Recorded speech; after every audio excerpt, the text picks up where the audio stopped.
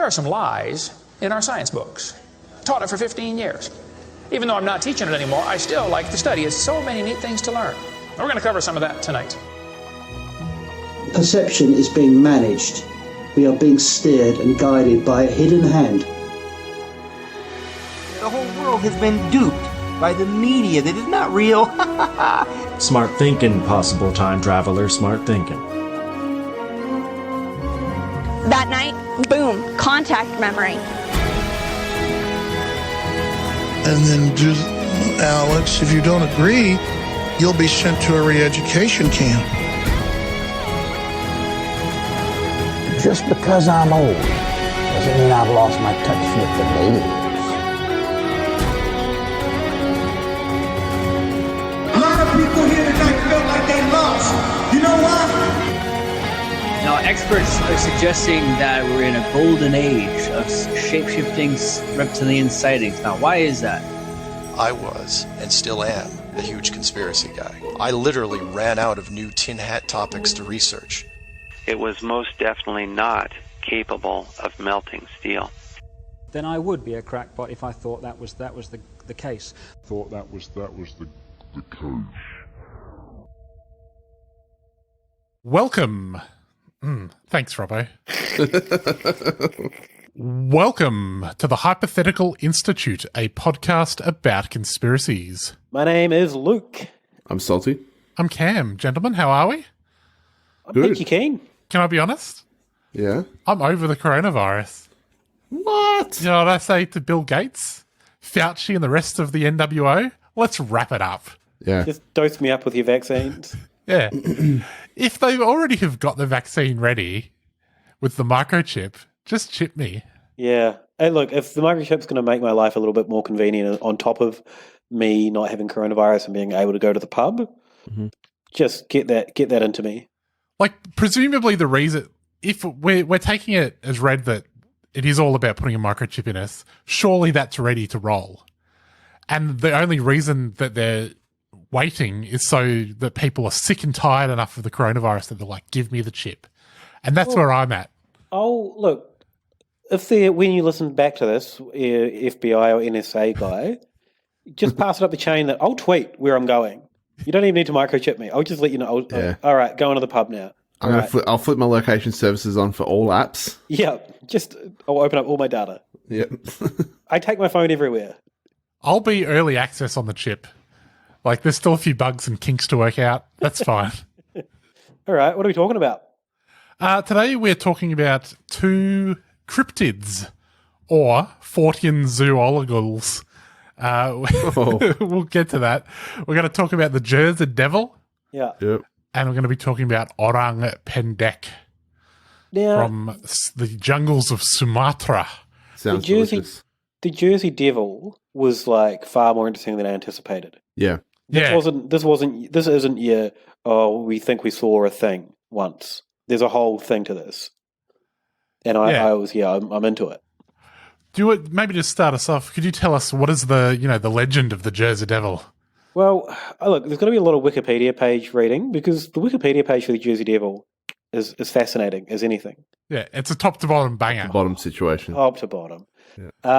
So there's folklore in New Jersey and Philadelphia. The Jersey Devil, also known as the Leeds Devil, inhabits the pine barrens of South Jersey.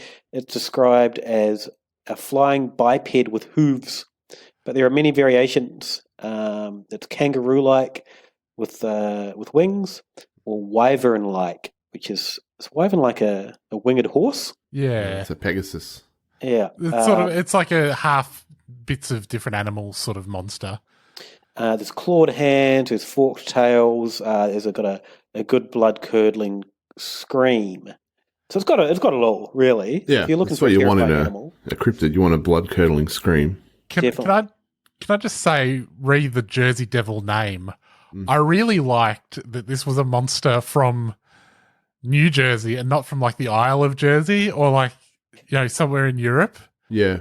This is like, which is what it sort of sounds like, the Jersey Devil. It's like, it's an ancient British monster. Yeah. But no, it's just like... Killed cows or something. It's in like some dodgy forest in New Jersey, like where the Sopranos take people to get whacked. Yeah. Well, that was kind of one of the great things, skipping through a few of the videos and like New Jersey people going out and hunting it. It was quite funny to watch. Yeah. I watched one guy he's also got a WWE or wrestling toys channel, and then he's got his own personal one, and he goes out. I might as well just skip to that because it's not that exciting. He goes out looking for it, and he's just yelling. Like he starts off just yelling at his wife and kid. Right. Like, they don't believe me. We're going hunting. He's just fucking screaming at them, and his wife's just like, yeah, just get the fuck out of my house. Like, this is so intense. I don't know how like she lives with this person. But then him and his mate go to Walmart, and like there's like, we saw it. We definitely saw it. We're going to go to Walmart, and we're going to get some stuff to, catch it with. And his mate is dressed as an elf for some reason, like a Santa's little helper kind of deal. Yeah. Not Elf from Melmac. And they're just carrying on at Walmart, and then they go, all right, while we're here, we need to go look at the wrestling figures. And they spend a good minute rinsing the wrestling figure selection, like the worst selection ever. He's got a bit of channel bleed going on. Yeah. And then they do a bit where one of them needs to take a poop, and this takes a good 2 minutes of like the other one filming and going, oh, nah. Is he doing shit in front of his mate? Well, I don't know if he's actually pooing or not, or if this was part of the bit. By this point, I'm just like, this fucking sucks. I'm out. So I didn't actually get to the point where they allegedly saw the devil. But that's the kind of quality of video that's going around about this. Yeah, right. Is his channel about WWE toy unboxing separate to this Jersey Devil hunting channel? Like it's different channels, or is he mixing his content? Different channels. I think this is his kind of day-to-day life channel, right. And then his other channel was his WWE stuff. I like that his day-to-day life involves monster hunting, though. Yeah. Well, not really. I think it involved more, let's do a funny skit with funny people. And it certainly was not funny. Right. None of it was funny. Anyway. So let's get back to the start of all this. What led to WWE channel guy going out and hunting for this thing? It's Benny Franklin, right?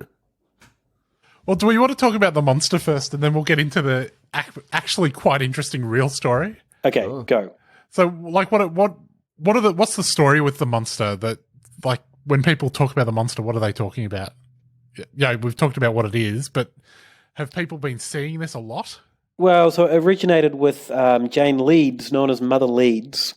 She was a resident of the place, and apparently she had 12 kids. And she got pregnant for the 13th, and she's just like, nah, this child... She was over it. Yeah, she's like, she allegedly cursed her child in frustration, crying that the child would be the devil. Then she was in labour on a stormy night. And there's a few variations around this. With her friends gathered around her. I guess you don't have tally back then. Yeah. What else are you going to do? We'll go to the birthing. Yeah. So it was born as a normal child, but then it changed into a creature with hooves, a goat's head and bat's wings, and a forked tail. It grew and screamed and beat everyone with its tail before flying up the chimney and heading to the pines. There are some variations of this where, like, it was normal for 20 months or something, and then it started changing, so they locked it in the attic. But it just started killing people, and then they set it free. Other variations that the dad was actually the devil. Yeah, I liked that. That seems like the dirtier version, where it was like, no, she didn't just curse a normal baby. Yeah, she knew, or maybe she did, but that was like a cover for the fact that she'd been having it off with the devil. Yeah, having relations, they would have probably said back then. Yeah. So that's all down to old Mother Leeds, and it's also sometimes called the Leeds Devil as well. Yeah, I did do a little bit of research. I looked at some books about the Jersey Devil. So there was a few. Honey Cummings wrote a book called "Naked with the New Jersey Devil." Of course, there's Fanny Tucker's "Monstergasm," ravished by the New Jersey Devil. Hang on. And say the first one again. Naked with the New Jersey Devil by Honey Cummings. Yeah, the author Honey Cummings. Yep. Great.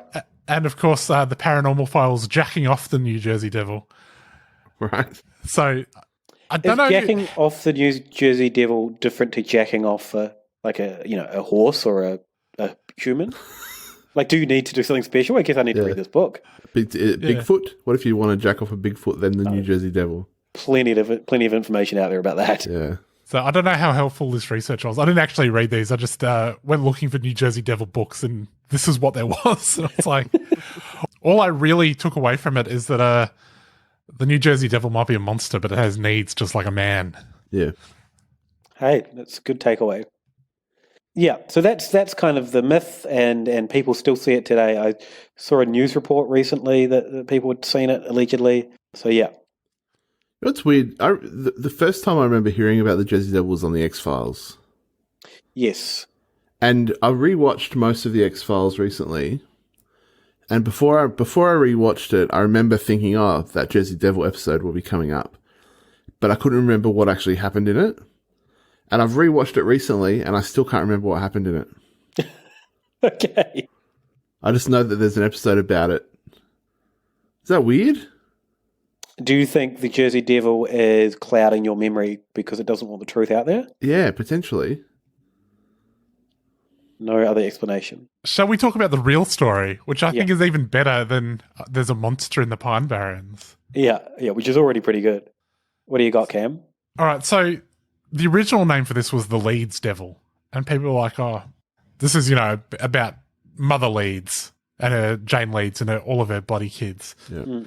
Now, there wasn't a real person called Leeds who lived in the area, and he had heaps of kids, and his name was Daniel Leeds. He had 9 children. Right. Mm. And he was the nemesis of Ben Franklin, one of the founding fathers. Yep. And not just like a normal nemesis, but an almanac nemesis. Yeah. They were rival almanac publishers. Anyway, everyone, for whatever reason, had it in for Daniel Leeds because his almanac was very astrology heavy. Yeah, so was that... I thought his son took it over and then made it astrology heavy. Yeah, I think that came a bit later. I think they were just rival almanac guys, and then it evolved. I think he still had a bunch of astrology stuff in there, and then when his son Titan took over, actually, he just turned it up. Yeah, because Ben Franklin started giving him shit about the astrology stuff, and printing his own parody articles about that guy's death. Oh, you want to talk about that all that kooky astrology stuff? I'm predicting that Daniel Leeds is going to meet his end. Yeah, so I think he did that to the son, to Titan Leeds. Oh, right. So yeah, but which is also, it's weird that there's all of this snarky anti-astrology stuff in the almanacs, because isn't the point of almanacs to sort of predict things, but based on past? I think it's you record all of the rainfalls and all of these different things and that thing and the other thing, so you can be like, oh well, I can look at the almanac and see what was the weather like on this day over the last however many years. It's going to be like this then. This is when I should plant my crops, etc. Right. So the almanac itself is a record rather than it's what's happened in the last sort of certain amount of time. Yeah, that's what I thought almanacs were about. Yeah, like the sports almanac in Back to the Future too. Yeah, but I think there can also be articles or whatever, maybe how to grow your crops. But the Leeds one, he was chucking in a lot of magic. Mm. Yeah, this conversation made me realize I have no idea what an almanac was or is, and then realizing that my only real understanding is from Back to the Future 2. Yeah, I don't think they're really a thing in our lands, are they? I guess our lands weren't old enough for them to be needed. An almanac is basically, based on our shared understanding, is a mechanism by which you can get a huge casino. Yeah. Yeah. Yep.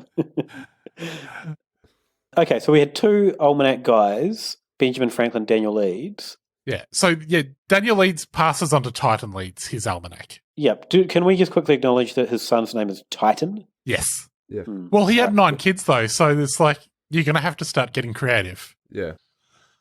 Yeah, all right, fair enough. Anyway, Salty alluded to this before, but Ben Franklin did this really bitchy thing with Titan Leeds where he was like, I predict that Titan Leeds is going to die on this day. And Titan Leeds is like, fuck you. Yeah. And then when that day came, Ben Franklin was like, R.I.P. Titan Leeds, as I predicted. And Titan Leeds is like, what the fuck? I'm not dead. And then forevermore, Ben Franklin was like, looks like a ghost is writing the Leeds almanac. Did anyone hear something? Must have been a ghost. I love how he's just like doubled down hard on it. Like, yeah, that is great. He's like, I'm not dead though. No, he must be a ghost now.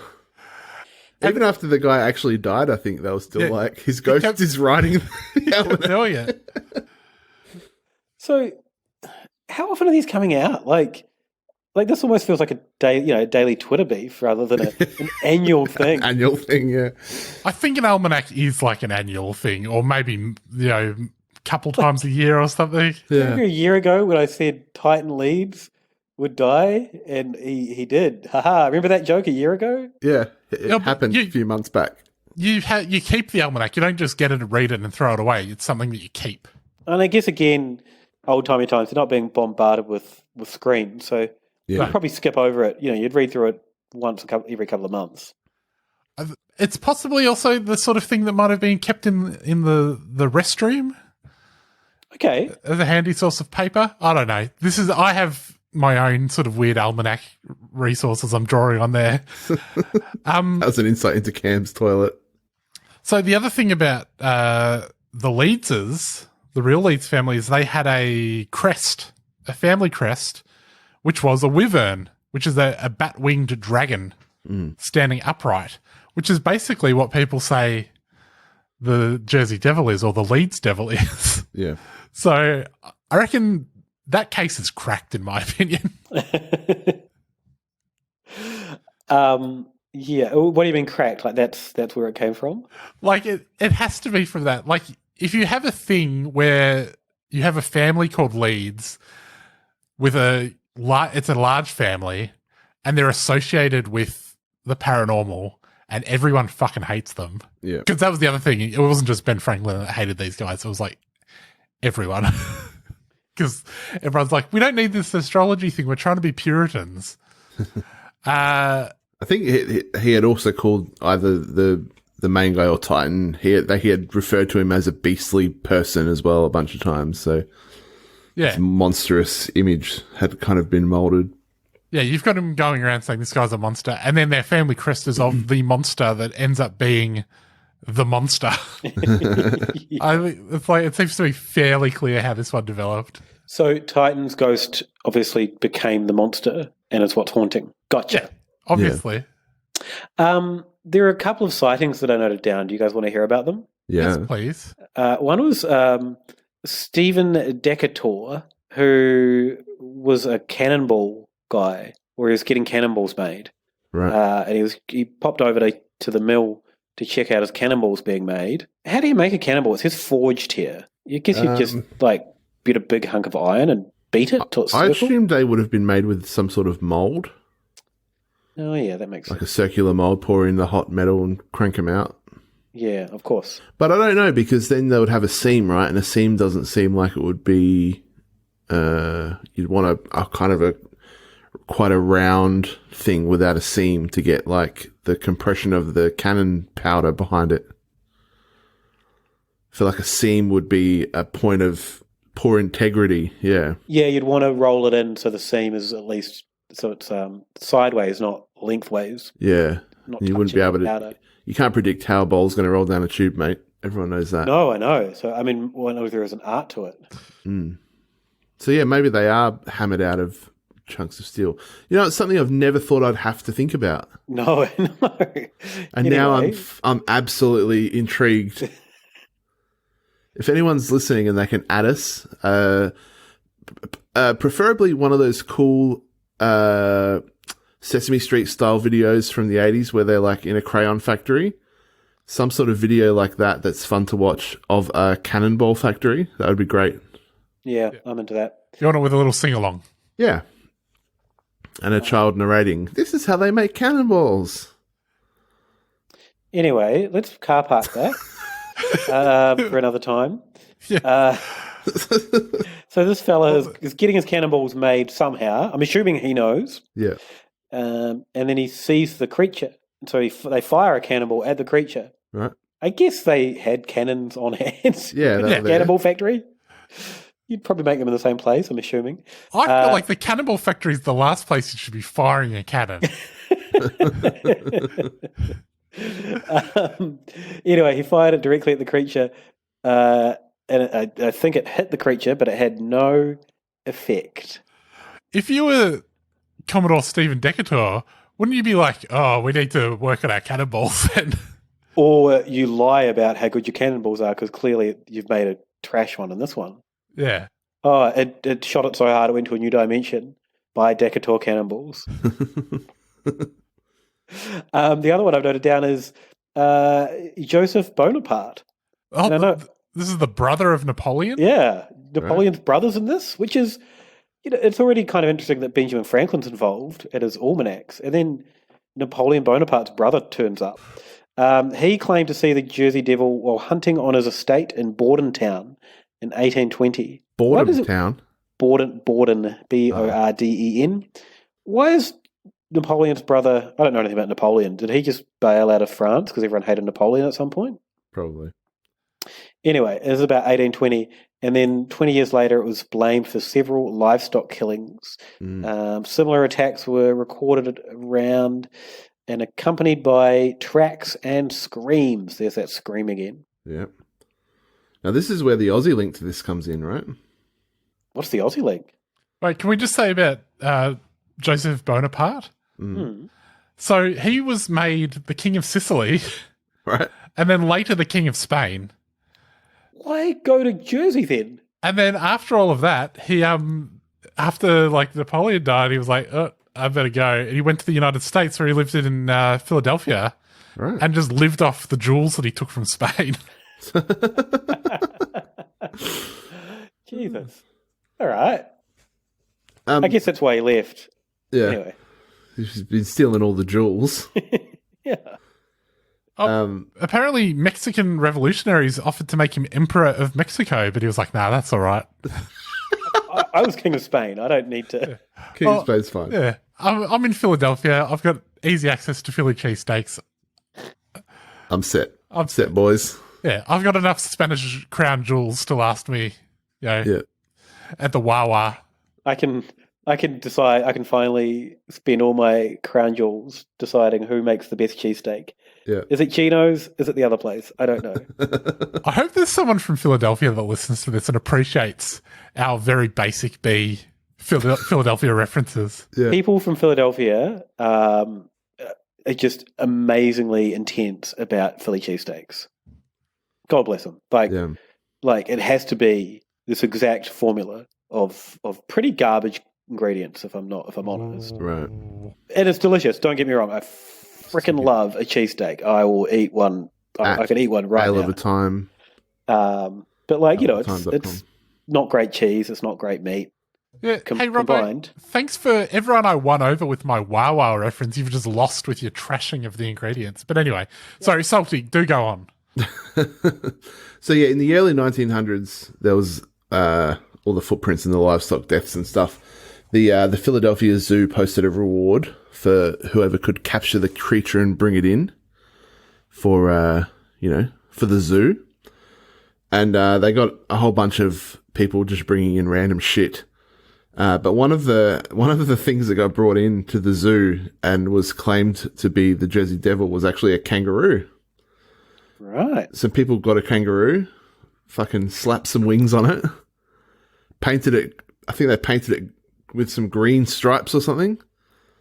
And we're like, here you go, guys. Bloody Jersey Devil. What sort of wings did they strap onto it? Yeah, I'm not sure. I'm assuming they must have made wings? fake ones. All right. Yeah, I guess you can do that too.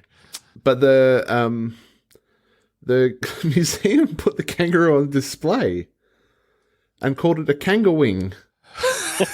A cross between a roo and an Australian water bird. Right. So I feel like they knew the early that it 1900s. real, right? Well, yeah, who knows? I guess that surely at some point someone tugged on one of those wings. Yeah. But I like how fast and loose with the rules and like science the zoo was playing in the early 1900s. So, well, fuck, what are we going to do with this now? Just leave the wings on it, stick it in a fucking pen. So I like that kangaroo wings sounds like something you get at Outback Steakhouse. Yeah. We'll get a bloomin' onion and some kanga wings. Some kanga wings. It's like buffalo chicken wings, right? Or Yeah, buffalo yeah. wings. I didn't know kangaroos had wings.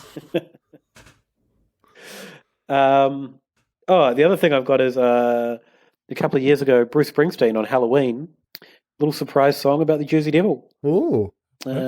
Dear friends and fans, if you grew up in Central or South Jersey, you grew up with the Jersey Devil. Here's a little musical Halloween treat. Have fun. Bruce Springsteen, complete with video clip and everything. Did you listen to it? Yeah, it wasn't very good. It was pretty... How does it rate? Was it about some working class folks coming across the Jersey Devil? I can't remember. But it was pretty like... He was phoning it in. It certainly wasn't Springsteen's best work. Right. In terms of art about the Jersey Devil, how do you reckon it would rank up against Monster Gatherism ravished by the New Jersey Devil? Is that the Honey Cummings one? No, that was the Fanny Tucker one. Okay. Above Fanny Tucker, below Honey Cummings. It's where Springsteen's contribution. Number 1 is clearly the Kanga Wing. Yeah. 2, Honey Cummings. 3, Fanny Bruce Tucker. Springsteen. 4, Fanny Tucker. 4, yeah. The jack off one, that goes well down the list. Yeah. That's... Ravished by the New Jersey Devil at least sounds classy. Yeah. You're not just jacking it off. Jacking it off. Oh, jeez.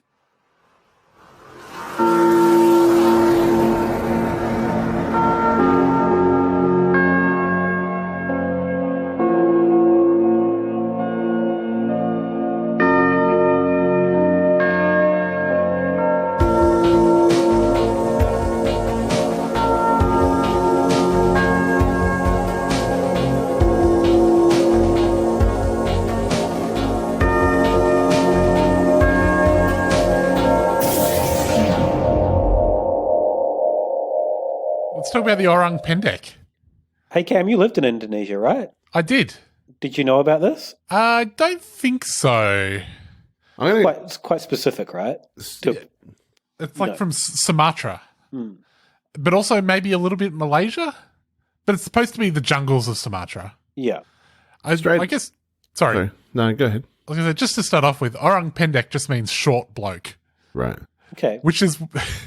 Not to be a robbo and just explain what it is straight away, but are we sure that this is not just a story about some people seeing some short blokes? Yeah, well, when you guys posted, well, I think Cam, you posted the link to it, and it's like Orang Pendek, and I thought it said at first I was like orangutan, and then the picture of it would just look like an orangutan, and I was like, this is going to be one of those ones where we're going to just say first. So it turns out it was just an orangutan. But let's get into the background. Well, so the word for orangutan actually comes from Indonesian as well, orang hutan, which means forest bloke. Yeah. Which is also what this is. They could have just called this the same thing, and you'd be fine. But there is kind of people are quite convinced it exists, right? And there are, historically they found that small team of people, like the Hobbit, they call it, somewhat jokingly, skeletons of, you call it a race of people that were quite small and a little bit hairy. And they're on islands, right? Yeah. Around this part of the world. Separated from the rest. And so, but the area that they're talking about this being in, like in the sort of deep jungles of Sumatra, it's one of those things where it is feasible that there could be stuff in there that people don't know about. Yeah. Like, we haven't fully... It seems weird in 2020 for there to be, these areas where no one's ever been, but there sort of are. Yeah. So maybe there could be, some holdover from, a split-off species of humanity. Yeah. Or a split-off species of apes, at least, in this area. And I think that's kind of that's why people seem to take this one quite credibly. There's no, it's not the Jersey Devil where it's screaming and killing livestock. It's just I think we saw this thing. Oh yeah, that could be a thing. So I did see the main group of investigators looking into this were from a group called the Centre for Fortean Zoology. Yeah. Which I thought was a nice classy way to say cryptozoology Yeah. without saying it because it sounds a little more legit. Unless you know what Forteanism is, then it sounds way less legit. But then I was disappointed when I went to their web. For the listeners, what is Forteanism? It's like the study of the paranormal and things. It's that magazine 14 Times. It's a Charles Fort, I think it's named after. Right. But I was disappointed when I went to their website because I was like, oh, these guys are sort of avoiding the cryptozoology tag, all of the silly Jersey Devil cryptid hunters. But then you go to their website, it's just like cryptozoology. It's like, all right. Which is fine. That's like the legitimate, that already is a legitimate name for what they're studying. It's just that so many cookers are doing it as well. So the guy that's, I think he's the founder of it, Jonathan Downes, he's quite the accomplished guy. He's an author, editor, filmmaker, poet, novelist, activist, journalist, composer, and singer-songwriter with a background in radical politics and mental health care. And I kind of found him just before, sort of too late in the piece, but he was on the Penn and Teller show, Bullshit. Oh, yeah.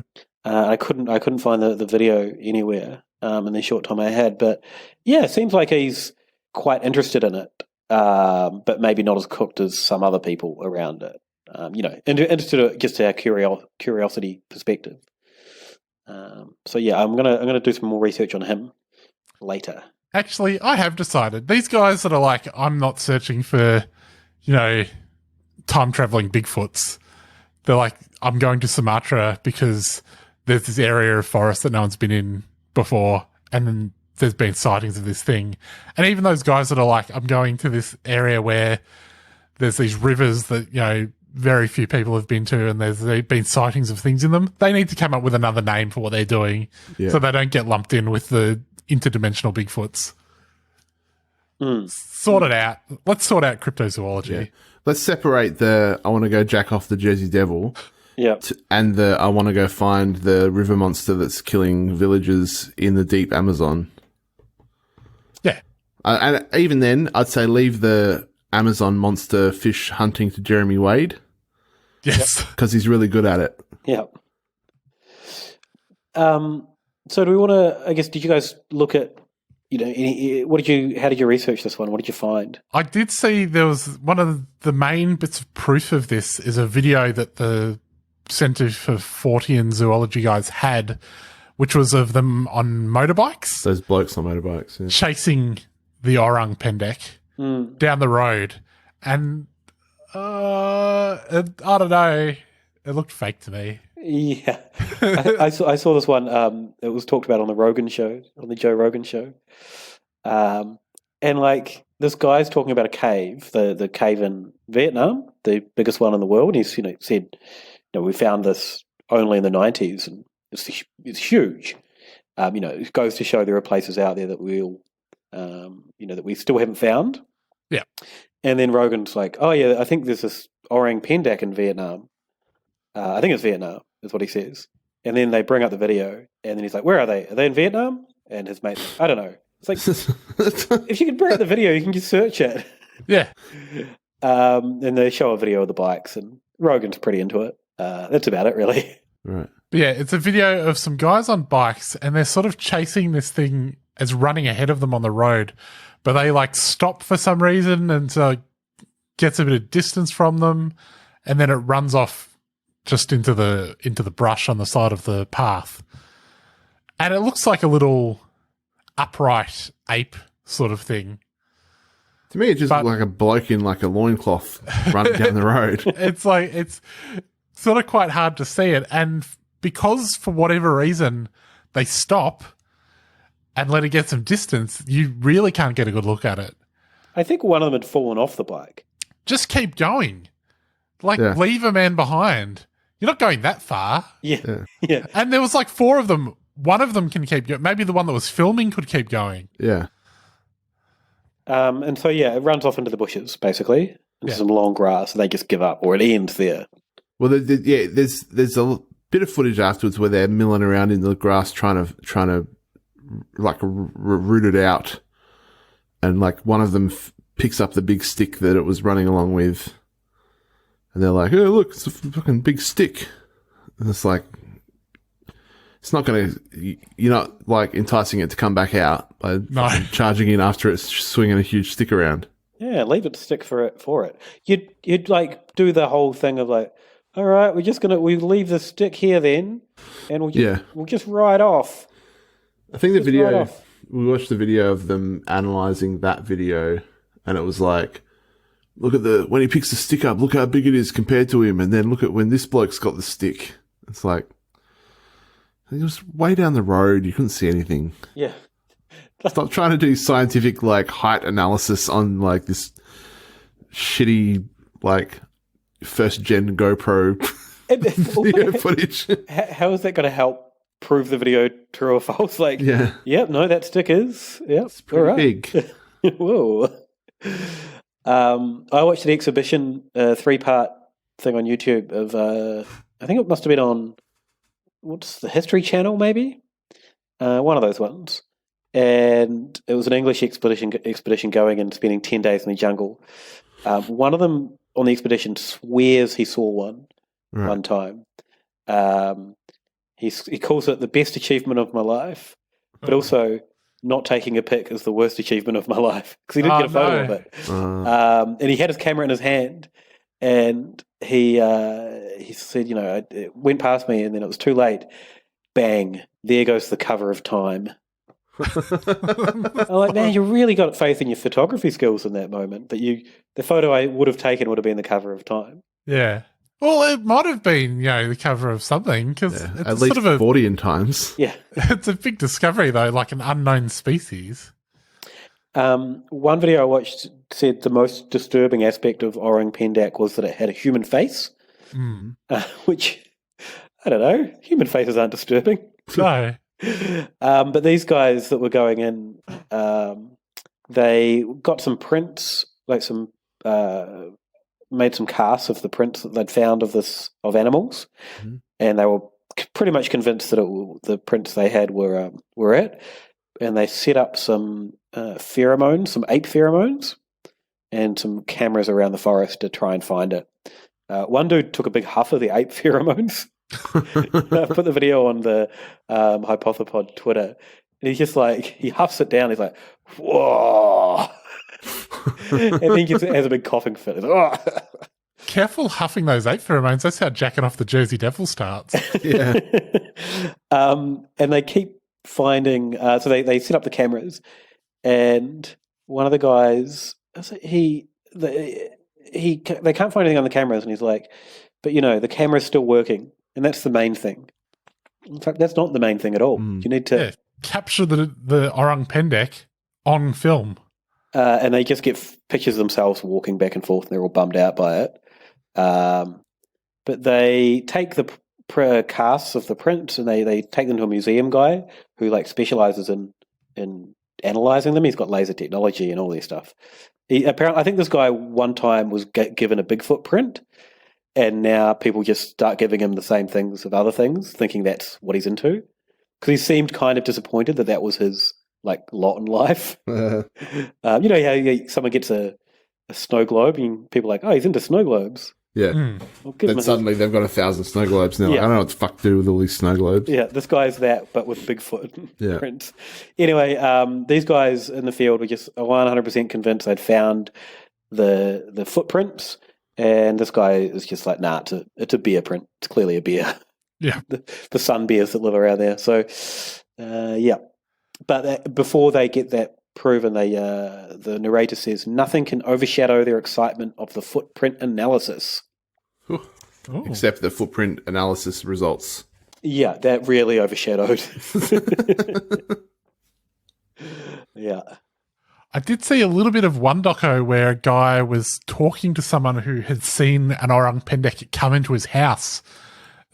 I think the video is called Orang Pendek Home Invasion. Whoa. And the Orang Pendek had come in and had been stealing sugar out of his little sugar sack, and he sprung it, and the Orang Pendek's like, huh? He chased it out with a spear. Which, but the weird thing was that the guy was talking, in Indonesian to him, but they don't have a translation or subtitles or anything. They would just like cut back to the guy interviewing him in English and being like, oh, he says this happened and then this happened. It's like, right. So I have no idea if he was actually saying that. Yeah. Presumably you would have it be fairly close though, because Bahasa speakers would watch it, but I was like, this is a weird way to present this information. It sounds like it's another sun bear if he's eating a sack of sugar. Like that's, I've seen cartoon bears. That's what they do. I've seen Winnie the Pooh. Yeah. If there's no honey available, of course he's going to go for the sugar. All the bees are dying. So did you guys hear the kind of one of the myths around this? No. Or come across it? So there's another thing in Indonesia called hantu pendek, which is short ghost. Yes, I'm familiar with this, I think. Okay, so it's sort of a ghost or a demon rather than an animal, but it travels in groups subsisting of wild yams and hunting animals with small axes. Ooh. Accounts of the creature claim it ambushes unfortunate hunters traveling alone in the forest. People recount of the legend how their ancestors outsmarted these cunning yet dim-witted creatures during a hunting trip.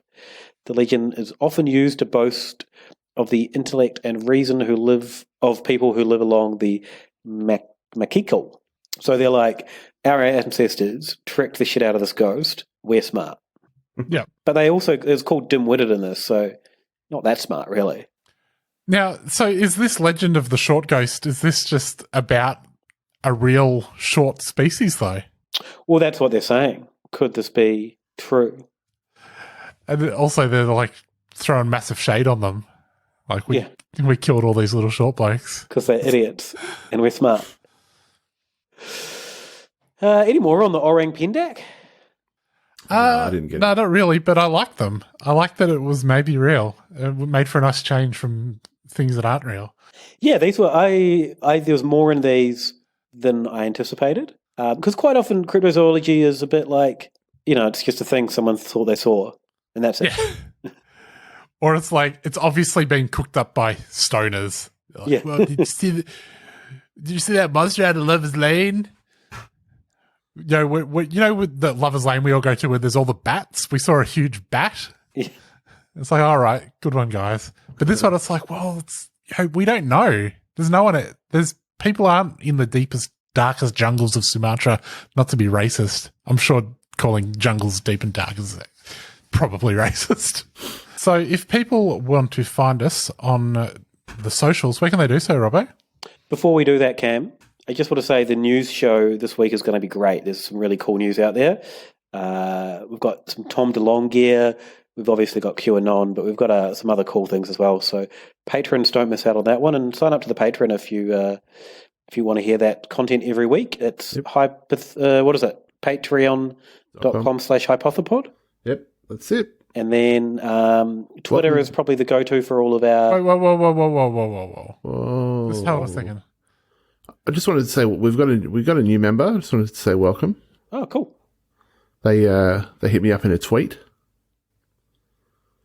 Good. So welcome. Oh, that's your welcome? That's my welcome.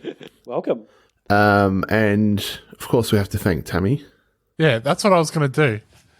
That's why I was like, I'll let you do it then. All right. Go for it, mate. Yeah, it's patreon.com/hypothepod, and thank you to Tammy, our cooked $33 sponsor.